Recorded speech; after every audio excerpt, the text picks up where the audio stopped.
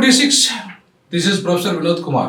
MRPS Madiga reservation పోరాట సమితి పుట్టి 32 సంవత్సరాలు అవుతుంది. ఈరోజు మందకృష్ణ గారి బర్త్డే కూడా ఉంది. ఈ సందర్భంగా వారికి జన్మదిన శుభాకాంక్షలు తెలియజేస్తాము. మాదిగగా చెప్పుకోవడానికి, అలాగే ఇవాళ వర్గీకరణ అనేది 30 ఏళ్ళుగా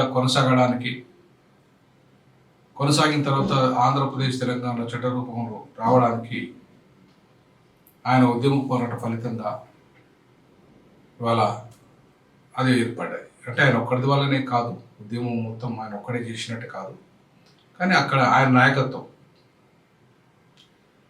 కానీ ఉద్యమ ఫలితాలంతా కూడా ఎక్కువగా ఆయన కుటుంబం మాత్రమే పరిమితమైన పరిస్థితి కనబడుతుంది.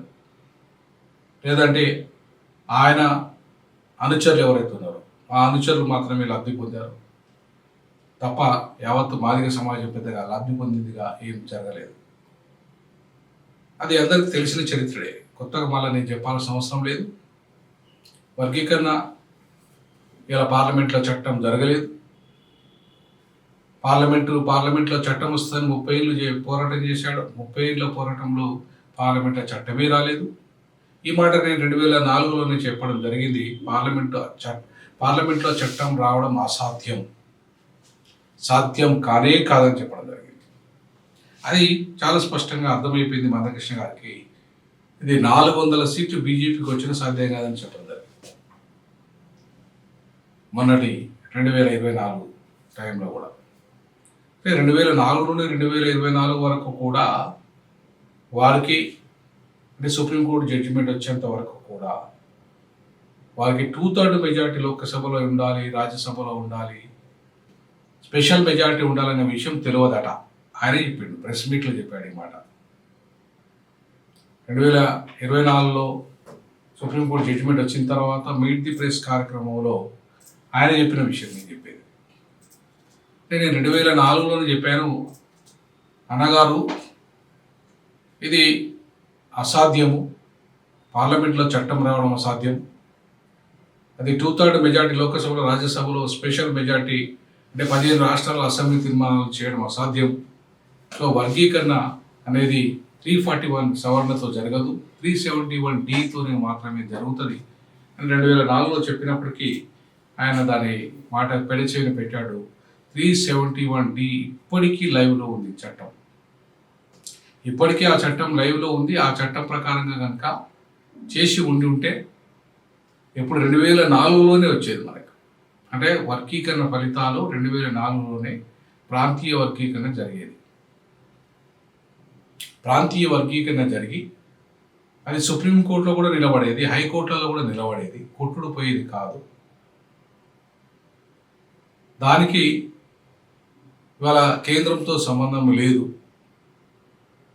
కేంద్రంతో సంబంధం లేకుండానే 371D అనే ఒక ప్రత్యేకమైన అధికరణ ఉమ్మడి ఆంధ్రప్రదేశ్ కోసం జోనల్ సిస్టంలో రిజర్వేషన్లని ఆంధ్ర, తెలంగాణ, రాయలసీమ ప్రాంతాలకు ఇస్తూ ఆనాటి రాష్ట్రపతి ఉత్తర్వులు ఇచ్చారు. దాంట్లోనే ఈ వర్గీకరణ సమస్యను పెట్టి ఉంటే 2004లోనే ఇది సమస్య పరిష్కారం అయ్యేది.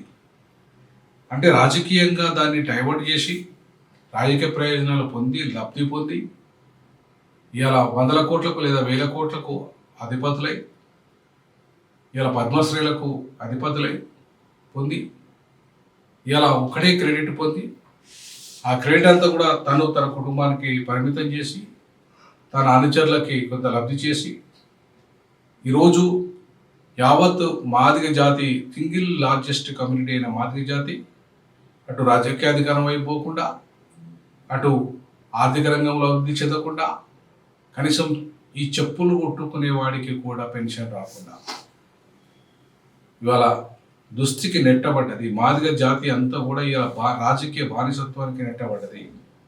భూములు లేవు, పరిశ్రమలు లేవు, సినిమా రంగంలో వాటా లేదు, అలాగే ఉద్యోగాలు లేవు, నీళ్లు లేవు, నిధులు లేవు, నియామకాలు లేవు,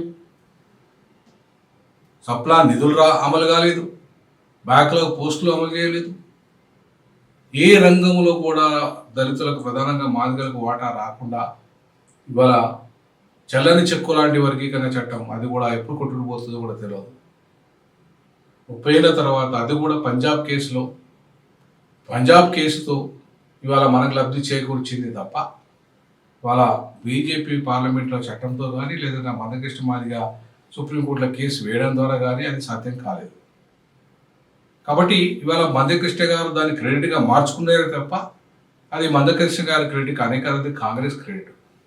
సుప్రీంకోర్టు జడ్జిమెంటు బీజేపీ అఫిడవిట్ ఇచ్చి అనుకూలంగా తీర్పు వస్తే దాన్ని రాజకీయంగా లబ్ధి పొందడానికి అది కూడా క్రిమిలేయర్ పెట్టకుండా రేవంత్ రెడ్డి కానీ చంద్రబాబు నాయుడు కానీ ఇవాళ వర్గీకరణ చట్టం చేశారు.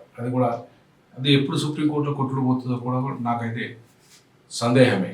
ఒక లా ప్రొఫెసర్గా చెప్తున్నాను. నేను 2004లోనే చెప్పాను, పార్లమెంట్లో చట్టం రాదని చెప్పాను, ఇప్పుడు కూడా చెప్తున్నాను. ఈ చట్టం నిలబడదా అనేది క్రిమిలేయర్ అనే అంశాన్ని పెట్టకపోవడం వల్ల నిలబడదని అనుకుంటున్నా. ఈ చట్టం ఎంతకాలం ఉంటుందో కూడా మనం చెప్పలేము. సో ఈ చట్టం వల్ల మాదిగలు పెద్దగా లబ్ధి పొందింది కూడా లేదు. గ్రూప్ 1లో లేదు, గ్రూప్ 2లో లేదు, గ్రూప్ 3లో లేదు. వాటన్నింటినీ ఉద్యోగాలు నింపిన తర్వాత రేవంత్ రెడ్డి చట్టం తెచ్చాడు. అంటే మాదిగలు ఒక రకంగా మోసం చేశాడు. సో అంటే 30 ఏళ్ళ పోరాట ఫలితంగా కనీసం ఉద్యోగాలలో కూడా వాటా రాలేదు, ఎంపీలలో వాటా రాలేదు, ఎమ్మెల్యేలలో వాటా రాలేదు, ఆర్థిక రంగంలో వాటా రాలేదు, సామాజిక హోదా రాలేదు, ఆత్మగౌరవం రాలేదు, అభివృద్ధి రాలేదు, అధికారం అసలే రాలేదు. సో ఫలితం ఏంటిది?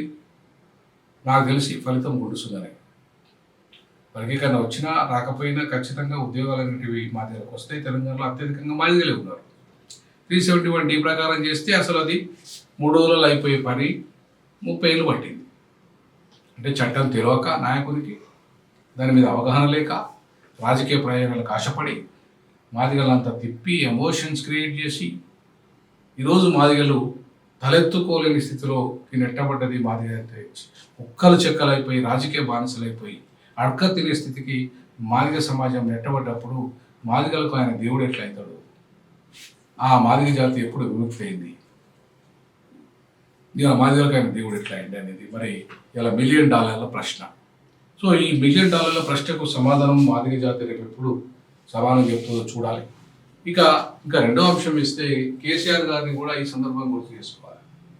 ఎందుకంటే ఇప్పుడు కేసీఆర్ గారు కూడా ఆయన ఒక్కరితో తెలంగాణ వచ్చినట్టు, ఆయనకు ఒక రాజకీయ పార్టీ ఉంది కాబట్టి అధికారం తెచ్చుకున్నాడు, లక్షల కోట్ల దోపిడీ చేసిండు, కుటుంబానికి మంచి అవకాశాలు ఇచ్చాడు, తాతలు ముత్తాతలు తండ్రులు తరాలని తన కొత్త మెలమ సమాజం అంతా అభివృద్ధి చేసుకున్నాడు. ఇలా బహుజన సమాజాన్ని మోసం చేసిండు. ఇలా వాళ్ళ ఓట్లతో, వాళ్ళ యొక్క ఇలా బలిదానాలతో, మొత్తం 1200 మంది బలిదానాలు ఎవరైతే ఉన్నారో వీళ్ళంతా బలిదానాలతో ఇలా రాజకీయ పునాదిని ఏర్పాటు చేసుకోగలిగాడు. సో కాబట్టి తెలంగాణకు కేసీఆర్ ఒక్కడితో వచ్చిందని, వర్గీకరణ మందకృష్ణ ఒక్కడితో జరిగిందని ఏ ప్రచారం అయితే జరుగుతుందో అదంతా ఉట్టి అబద్ధం. ఇవాళ చూడండి, రవి మాదిగ, ప్రభాకర్ మాదిగ, సురేందర్ మాదిగ, దామోదర్ మాదిగ, మహేష్ మాదిగ, భారతి మాదిగ, పెద్దాడ ప్రకాష్ రావు మాదిగ, వీళ్ళంతా కూడా నాకు తెలిసి 5 తెలంగాణ వాళ్ళే, 1-2 అనుకుంటాం మా ఆంధ్ర నుండి. సో 8 మందిలో 6 తెలంగాణ వాళ్ళు అయితే 2 ఆంధ్ర వాళ్ళు ఆమర్లు అయ్యారు ఈ ఉద్యమంలో. తెలంగాణ ఉద్యమంలో అయితే అంత తెలంగాణ వాళ్ళే, ప్రధానంగా బహుజిల్లా వాళ్ళే.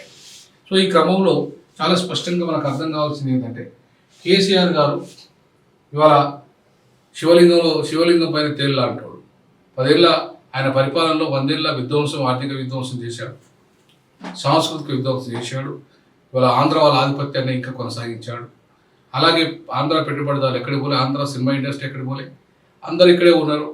అందరికీ లబ్ధి చేకూర్చుకున్నాడు. ఆయన బాగుపడ్డాడు, ఆంధ్ర వాళ్ళు బాగుపడ్డారు, తెలంగాణ సమాజం పెద్దగా బాగుపడింది ఏం లేదు, ఈయన వల్ల మాదిగ సమాజం బాగుపడింది ఏం లేదు. కాబట్టి ఈ ఇద్దరి వల్ల ఒక తెలంగాణ వచ్చిందని, ఆయన ఒక్కడి వల్లనే వచ్చిందని, కేసీఆర్ వల్లనే వచ్చిందని, వర్గీకరణ మందకృష్ణ ఒక్కడి వల్లనే వర్గీకరణ జరిగిందని చెప్పేది ప్రచారం అయితే శుద్ధ అబద్ధం. వీళ్ళ వల్ల ఒక రకంగా మాదిగ జాతికి ఈయన వల్ల నష్టం జరిగితే తెలంగాణ జాతికి ఈయన వల్ల నష్టం జరిగింది. వీరిద్దరు శివలింగం మీద తేలాంటి వాళ్ళు వాళ్ళ తెలంగాణకు పట్టిన ఏదైతే రేవంత్ రెడ్డి మాటల్లో చెప్పాలంటే శని ఆయన అయితే, మాదిగ జాతి పట్టిన శని ఈయన. సో ఇద్దరు శని ఇవాళ మొత్తం యావత్ తెలంగాణ సమాజానికి, మాదిగ సమాజానికి ఇవాళ విముక్తి జరగాలంటే నూతన తరం రావాలి, నూతన ఆలోచనలు రావాలి, నూతన నాయకత్వం రావాలి. ఆ దిశగా అడుగులు వేసే దిశగా ప్రయాణం చేద్దాం. తప్పకుండా ఇవాళ మరొకసారి ఎంఆర్పిఎస్లో ఉద్యమంలో అమరులైన మాదిగ అమరవీరులకు, తెలంగాణ ఉద్యమంలో అమరులైన తెలంగాణ అమరవీరులకు జోహార్లు అర్పిస్తూ వీరి పోరాట ఫలితంగా, త్యాగ ఫలితంగా వచ్చింది తెలంగాణ, అలాగే వర్గీకరణ చట్టం అని తెలియజేస్తూ వాళ్ళకు నివాళి అర్పిస్తూ ఖచ్చితంగా రానున్న రోజుల్లో ఈ పోరాట ఫలితాలను మొత్తం యావత్ సమాజం, అటు బహుజన సమాజం, తెలంగాణలో త్యాగాలు చేసిన బహుజన సమాజం, ఇక్కడ త్యాగాలు చేసిన మాదిగ సమాజానికి రావాలంటే ఒక బలమైన, ఒక కమిట్మెంట్ ఉన్న లీడర్షిప్ అటు మాదిగల్లో కానీ ఇటు తెలంగాణలో కానీ రావాల్సిన అవసరం ఉందని భావిస్తున్నాం.